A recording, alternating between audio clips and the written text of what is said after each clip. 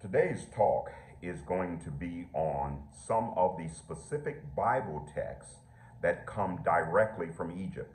You see, over the course of the few hundred years that Europe has had complete control over biblical interpretation, European scholars and American scholars have actually identified certain things, certain Bible texts that come from Egypt. However, even when this was discovered, and even when they identified that this is definitely Egyptian, scholars were begrudging in giving the credit. There was still a prejudice as to actually acknowledging that these Bible texts were actually directly from Egypt. So when they interpreted this, they used words like parallel. Okay, they are saying that these were Bible parallels, trying to imply that they simply are not taken directly from Egypt, but they're actually kind of parallel. This is not the case. What is really the case is that these Bible texts are neologisms. Neologisms are when one culture takes ideas from another culture, when they borrow ideas from another culture. And you have to remember that at that time, their ideas of plagiarism, copying, stealing information, that kind of things like that was completely different. The ancients believed, not just in Egypt and not just the Bible, the ancients believed that if God gave something, that it was good for any culture. And so they would take certain ideas from one culture and put it into their own culture, and they may craft it for their particular needs. And they may indeed interpret it for their particular needs. These neologisms are not to suggest one way or another that they're divine or not divine. The people themselves thought that they were. So this is what we're talking about here when it comes to these specific Bible texts that we're going to be talking about. Now, the neologisms I will name, we will talk about a few of them. Keep in mind that this is all happening all through the Old Testament. We start with the philosopher Ptahhotep. He is giving instructions to his son. He's Egyptian, and he's giving instructions to his son around 2400 BC. And his work starts to appear in the Bible. His work appears in Proverbs chapter 12, verse 15. Second one is Kagami. I hope I'm sure I'm not pronouncing some of these names right. This is from ancient Egyptian, so I'm not exactly sure the pronunciation. But Kagami, he's a high-ranking official under Pharaoh Sneferu, and his work appears in Proverbs chapter 23, verses 1 and 2. Then we have an interesting one, the philosopher Imputer. He is a vizier during the first intermediate period. His work appears in Isaiah 53, the famous chapter dealing with the Messiah. Then we have Mekaru. Merikare is actually an advisor to the king. He's giving advice to the king as to how a king should behave, and his work appears in Psalms chapter 72 and verse 1. Then we have the famed Akhenaten. Akhenaten is very famous.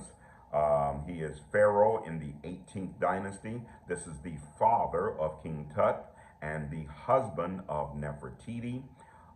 He is often called the heretic pharaoh because of his Aten revolution, but his work appears in Psalms chapter 104. We identify the entire chapter of Psalms 104 with Akhenaten. Then we have Amenemope. He was an Egyptian scribe around 1100 BC. His work appears in Proverbs chapter 22, verse 17 through 22, and chapter 22 and verse 28. Then we have the Coffin text. Now we have to be a little more specific here with the Coffin text. The Coffin text is very interesting because The coffin text refers to inscriptions and words that appear on the coffin or the sarcophagus of noblemen and pharaohs. These words appear on the coffins, but the words on the coffin are actually taken from an earlier time. The earlier time is from the fifth dynasty, or the end of the fourth dynasty, and that is the tomb of Unas. Unas, in his tomb, for the first time, they write inscriptions in which they record many divine words. And these divine words are later put onto the coffin text. So that's where we get the coffin text from. The coffin text appears in Ecclesiastes chapter 12 and verse 14. These are a few of the texts that actually have, that come directly from Egypt. Now, even though Europe identified some of these Bible texts, and I have to tell you, we suspect that there are many more, we just haven't identified them. Even though that Europe identified some of these texts, African Americans have come along in recent years and have looked at it and have confirmed and said, yes, this is indeed obviously Egyptian. In other words, the Bible is definitely influenced by Africa.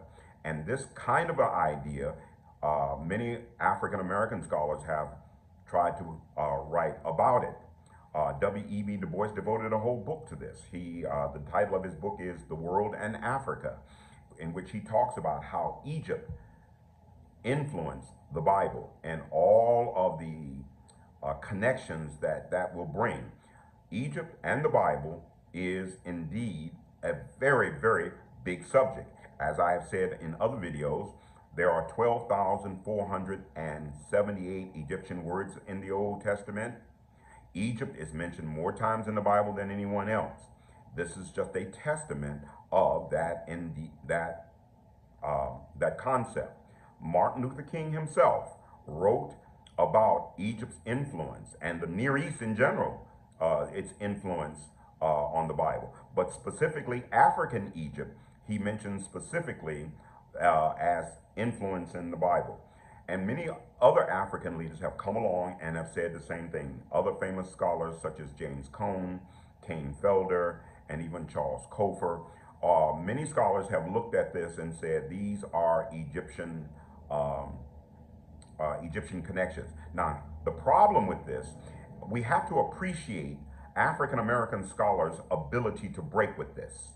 Okay, African American scholars in general are having to break the paradigm and facing the conundrum that the Egyptians worshiped many gods and that they were pagans and they were idol worshippers. And so putting Africa at the forefront of the Bible's composition was very, very difficult mentally for African American scholars. But this too, as African American scholars have actually been educated in a certain way, we find out through our own research that indeed it was not the case. The Egyptians did not worship many gods. They worshiped one God, even though their theology about the one God may be different from the Bible. And so in many ways, African American scholars have done an incredible feat by being willing to break with the mindset that we have inherited from European scholarship. Now we're able to study for ourselves and understand for ourselves that the similarity between Egyptian theology and biblical theology is a lot closer than we originally thought. All of this is to show that in order to understand the Bible, we must put the Bible back onto its original foundation, which is African, and that idea needs to dominate how we understand the biblical text.